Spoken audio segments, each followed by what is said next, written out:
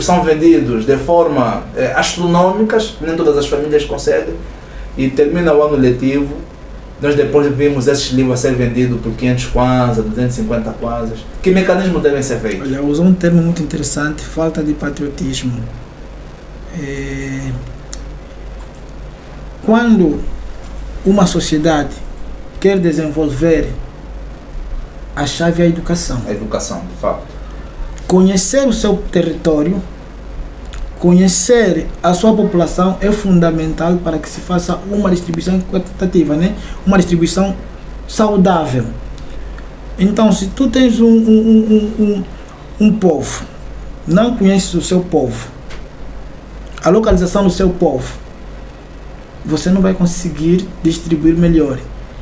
Então, é preciso que o governo conheça o seu território. Quando eu me refiro ao território, eu me refiro àquilo que é o número da população que estão fora do sistema de ensino e aqueles que estão no sistema de ensino sem material. É preciso conhecer para distribuir para todos. Porque anualmente o governo distribui material e sempre é insuficiente, mesmo conhecendo o número exato de estudantes. Entendeu, doutor? Isso é feito de forma propositada? Há alguma intenção clara de mutilar o ensino em Angola? Até agora podemos entender que sim, porque isso arrasta um percurso de anos. Esse é um assunto que vem se abordar desde 2002, 2003, após a guerra civil que tivemos. A primeira lei sobre a distribuição é de 2017. 2016, a lei 17/16. Mas como viu-se que havia algumas insuficiências, ela foi reforçada tanto com a lei 32/20. Doutor, uma das grandes questões, e eu gostaria também que o caro deputado nos ajudasse a refletir sobre isso, quando nós perguntamos se o material didático que é fornecido às nossas escolas corresponde à realidade sociocultural do nosso povo, uma das grandes questões que hoje se coloca em voga é a corrupção latente, a corrupção, a baixa, a média, a grande corrupção que está no nosso país. E, no entender do doutor, essa questão devia ser levada para a escola, para a academia, desde a iniciação, o primeiro ciclo, o segundo ciclo, o ensino superior, para ensinar, para desencorajar. Qual é a opinião do doutor em relação a isso? Porque eu penso que o ensino de um povo deve ser em função da sua realidade. Se existe um mal que precisa ser corrigido, então ele tem que ser ensinado. Por exemplo, eu ainda faço parte daquela geração que começou a ir à escola nos anos 90. E nós tínhamos os nossos manuais que diziam que estudar era um dever revolucionário, porque o país precisava desenvolver-se com quadros, né? E fomos educados a crescer com um sentimento patriótico, e até depois aprendemos a história do Ngangula, que 1000 vezes a minha morte do que trair a minha pátria. Todos fomos crescendo com esse pensamento. E a questão que se coloca é, hoje a questão da corrupção não devia já refletir os manuais de ensino nas nossas escolas? Qual é a opinião do doutor sobre isso? Dizia o saudoso grande homem, em sua memória, o presidente Nelson Mandela, que a educação é a chave que abre as portas para qualquer sociedade. E sabendo das dificuldades, a partir da base deve-se criar mecanismo de educar, ensinar e transmitir conhecimentos saudáveis.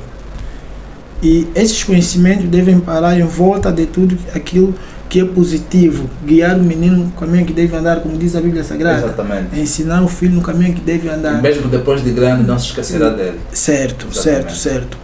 É preciso que os professores trabalhem para ensinar os meninos aquilo que é saudável. A corrupção, felizmente, não vai acabar. Não vai acabar. Felizmente, como se fosse uma coisa boa, doutor. É feliz. Mas ele está prejudicando o nosso povo. Também é bíblico. Vamos lutando, vamos indo lutando. Podemos. Mas acaba sendo um câncer, doutor. É um calcanhar de Aquiles. Se as crianças não têm acesso ao material por conta da corrupção, ela não deve ser desencorajada? Isso é uma forma de desencorajar. e principalmente aquelas famílias que não têm condições para ter acesso a esse material comprando. Ele está à espera de receber de graça porque está na lei. Está na lei, porque o governo assim, é um direito que um lhe direito. Logo, ele vai para a escola à espera do material e o material não chega. Não tem condições para comprar, automaticamente é uma exclusão. É uma exclusão direta. E é aí onde começa o problema. Por isso que o Caríssimo focou muito na corrupção, porque as pessoas que estão em frente são de má fé. Má fé em não fazer chegar o material, porque não justifica-se. Aparece nas televisões, não é? Apelando que não há material, mas estamos a ver nos mercados informais tantos e tantos livros a serem comercializados.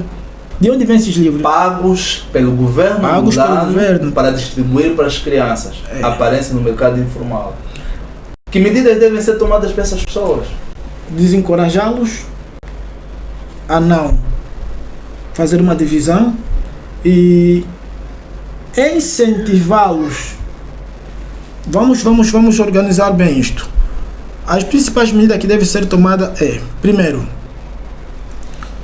criar política que atende ao estudante, ao professor e aos principais gestores escolares. Mas quem faz chegar o livro à vendedeira? Porque não temos escolares. Que atacar o efeito, mas a causa. São os gestores escolares, porque eles recebem o material para serem distribuídos para os estudantes e não chegam ao estudante. Onde é que eles vão? Ao mercado, por meio deles. Eles são a fonte, não é? Entre os vendedores e os gestores escolares. Então, se eles são a fonte, devemos simplesmente desencorajá-los